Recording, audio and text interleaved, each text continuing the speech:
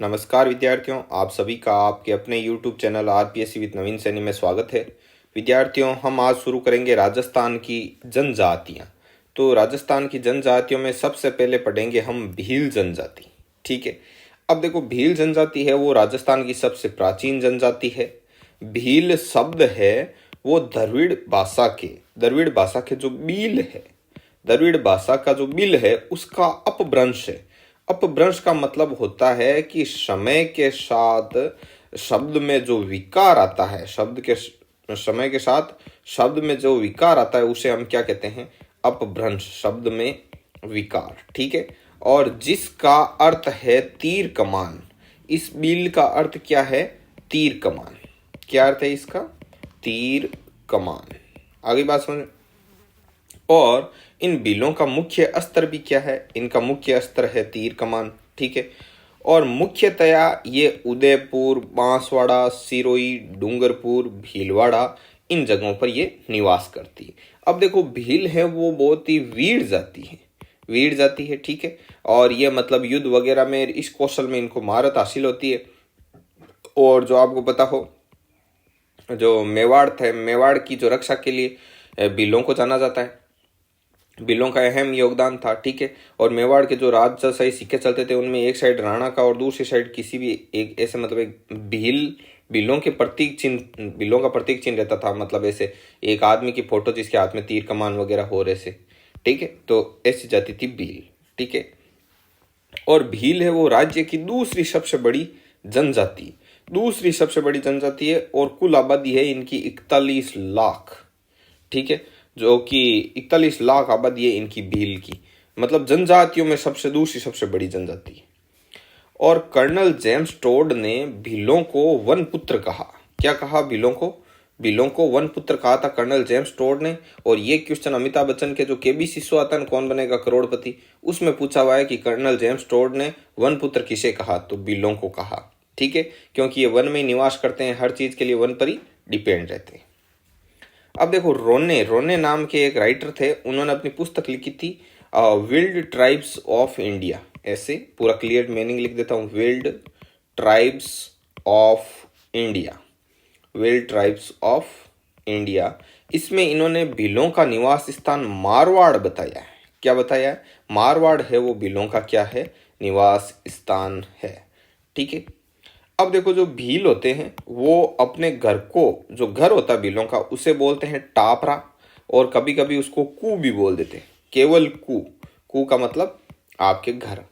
और जो बरामदा होता है उस बरामदा को बोलते हैं डालिया। क्या बोलते हैं? डालिया। ठीक है।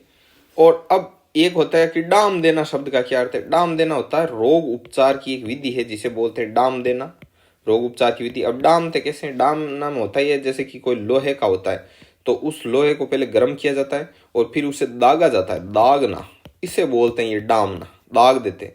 तो बोले चाहे छोटा बच्चा हो, इनके बस यही है कि इसके मतलब इसका तबीयत वगैरह ठीक नहीं है तो इसके भूत प्रेत का साया है तो इसे क्या कर दो? डाम दो। तो ये मतलब अखबार में भी आता रहता है, ये कोई अच्छी चीज़ नहीं है लेकिन फिर भी है, इनके आस्था का केंद्र वगैरह जो भी हो, तो ये चीज़ है। और देखिए, अब देखो, इनके एक मैंने छोटा सा डायग्राम बना के समझाने का प्रयास किया है। जैसे ये गांव है। ठीक है। ये गांव, तो अब गांव का जो मुखिया होता है उसे क्या कहते हैं? ये पालवी कहते हैं। क्या कहते हैं? गांव का जो मुखिया होता है उसे पालवी कहा जाता है। और जैसे ये सभी गांव है, इन 4-5 गांवों को मिलाकर इनका जो मुखिया होगा उसे कहेंगे गमेती। और गमेती होता है वो भीलों का मुखिया कहलाता है। ठीक है। और टोटम होता है भीलों का देवता। ठीक है। और देखिए, और ये जो फला लिखा हुआ है, फला फला है ये। तो फला क्या होती है कि जैसे गांव है और गांव में जैसे एक बस्ती होती है, इनमें ये जो घर होते हैं और इसे एक मोहल्ला बना, इसे बोलते हैं फला है, एक फला। ठीक है।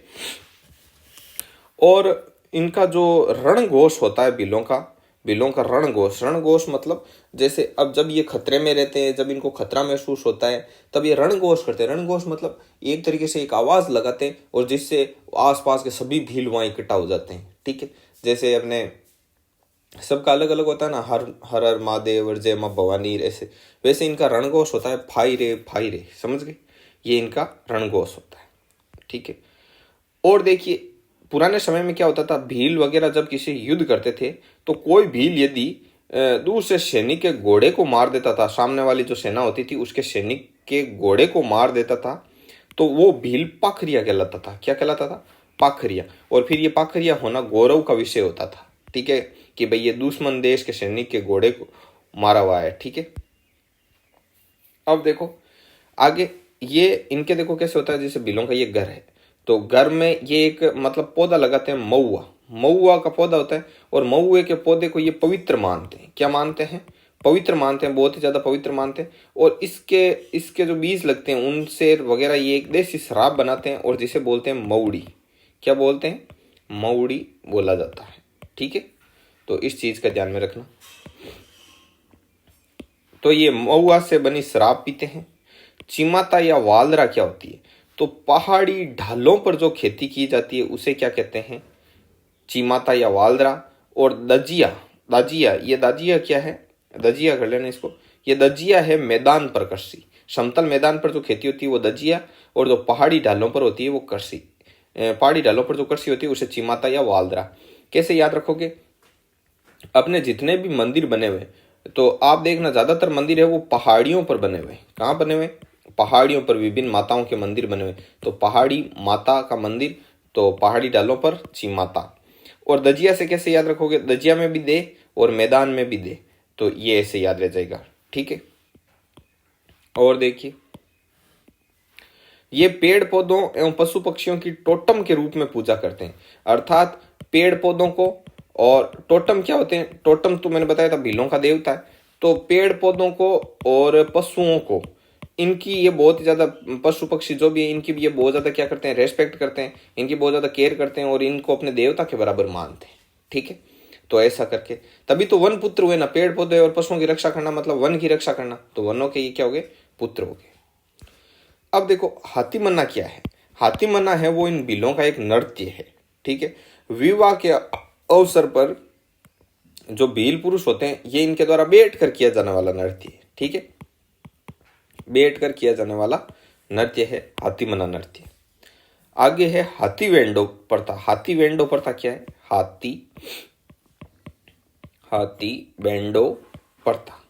हाथी वेंडो प्रथा, इस प्रथा में क्या होता है कि या तो पीपल का वृक्ष या सागवान का वृक्ष या बांस का इत्यादि को साक्षी मानकर किया जाने वाला जो विवाह होता है उसको कहा जाता है हाथी वेंडो, ये हाथी वेंडो प्रथा, ठीक है। और इसमें क्या होता है, इनके जो दूल्हा होता है उसको कहा जाता है हर्ज, और दुल्हन को क्या कहा जाता है? लाडी। आगे है बंगोरिया त्योहार। बंगोरिया त्योहार क्या होता है कि इस अवसर पर प्रेम विवाह किया जाता है। तो वो कैसे होता है कि जो बंगोरिया त्योहार होता है उस त्योहार में एक मेले जैसा बढ़ता है, वहां पर सभी लड़के और लड़कियां आते हैं, तो और अपने पसंद के वर वधु का क्या करते हैं? ये चुनाव करते हैं, ठीक है। तो ये है बंगोरिया त्योहार। आगे देखो हेलमो। हेलमो क्या है? तो ये मिलजुल कर किया जाने वाला जो कार्य होता है ना उसको कहते हैं हेलमो, ठीक है। और देखिए बिलों के बारे में क्या है कि भील है वो केसरिया जी, काला बाव जी या ऋषभ देव जी के जो चढ़ाई गई जो केसर होती है ना, उस केसर का पानी पीकर ये कभी भी झूठ नहीं बोलते, ठीक है। और गौरी है वो इनका लोक नाट्य है, गौरी। और बेणेश्वर मेला बढ़ता है इनका डूंगरपुर में, ठीक है। और गोटिया अंबा मेला बढ़ता है बिलों का, जो कि बांसवाड़ा में है। और आगे बढ़िए, और देखो इनको छेरा या छेड़ा फाड़ना क्या होता है? छेरा या छेड़ा फाड़ना क्या होता है? ये होता है तलाक। जैसे बिलों में जैसे मान लो कोई दो युगल है, पति पत्नी है, तो इनमें जब तलाक होता है तब ये क्या करता है? पति होता है वो पत्नी के जो पल्लू होता है उस पल्लू को क्या कर देता है? फाड़ देता है। तो इसको बोलते हैं छेड़ा फाड़ना, और इसको तलाक समझा जाता है।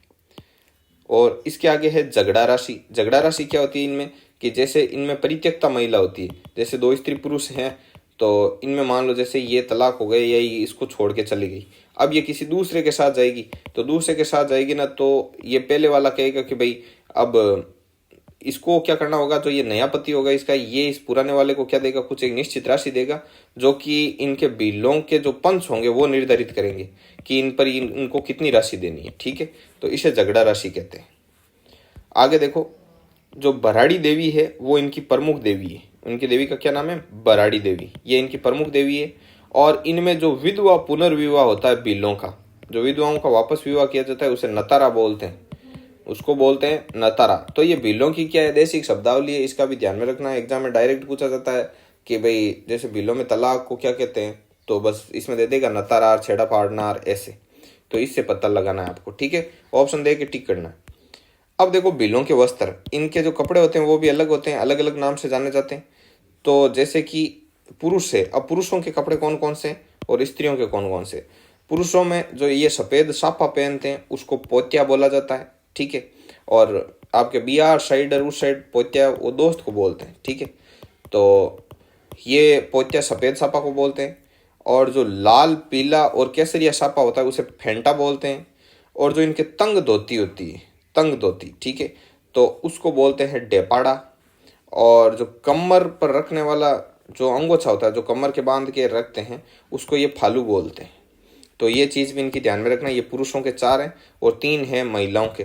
तो स्त्रियों में जो इनके जो घुटने तक पहने जाने वाला घाघरा होता है, जैसे अमूमन है वो राजस्थान की संस्कृति में आपने देखा होगा कि आपको जो घाघरा मिलेगा वो एड़ी तक मिलता है, लेकिन जो घुटनों तक पहना जाता है उसे कच्छाबू बोला जाता है। ये बिलों की स्त्रियां पहनती है। और जो लाल रंग की साड़ी पहनते हैं इनमें बिलों में उसे सिंदूरी बोला जाता है। और जो तारा बांध की ओढ़नी होती है, तो तारा बांध की ओढ़नी को ये ओढ़नी बोलते हैं, सिंपल। ये भी आदिवासी स्त्रियों की है, ठीक है। और जो इनके शादी वगैरह शादी ब्याह होता है तब इनके जो दुल्हन होती है उसकी जो ड्रेस होती है उसमें जो पीले रंग का लहंगा होता है उसे पीरिया बोला जाता है। तो ये इंपॉर्टेंट है, इसको ध्यान में रखना। और एक ये तारा बांध की ओढ़नी है, ये फेमस है, इसको ध्यान में रखना। आगे देखो, आगे देखो दापा क्या होता है। जैसे वर पक्ष और वधु पक्ष होते हैं विवाह वगैरह में, तो वधु पक्ष वाले क्या होते हैं, वर पक्ष को दहेज वगैरह देते हैं, ठीक है। इनके क्या सिस्टम है, इनके ऐसा सिस्टम होता है कि जो वधु पक्ष होती है उसको वर पक्ष वाले अर्थात दूल्हे वाले होते हैं वो एक निश्चित मूल्य देते हैं, ठीक है, निश्चित रुपए देते हैं लड़की वालों को, उनको बोला जाता है दापा, ठीक है। तो ये थी अपनी भील जनजाति जिसके बारे में आज हमने अध्ययन किया। अब जो नेक्स्ट वीडियो आएगा उसमें हम ग्राह्य जनजाति के बारे में अध्ययन करेंगे। तो आज का वीडियो कैसा लगा कमेंट बॉक्स में कमेंट करके जरूर से जरूर बताना, ठीक है। और वीडियो को लाइक करना, चैनल को जरूर से जरूर सब्सक्राइब करना। तो मिलते हैं नेक्स्ट वीडियो में, तब तक के लिए जय हिंद, जय भारत।